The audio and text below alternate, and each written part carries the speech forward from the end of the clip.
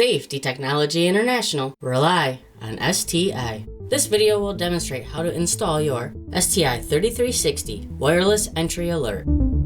First step is to remove the back cover by sliding back and lifting off the sensor. Then insert the battery. Second step is to pair the receiver to the sensor. First, you need to plug the receiver into a power source. Press the program button on the receiver, then press the button on the sensor, and press the program button again. Third step is selecting one of the 10 sounds. Press and hold the sensor button for 5 seconds, or until the receiver beeps. Push the same button to scroll through the sounds.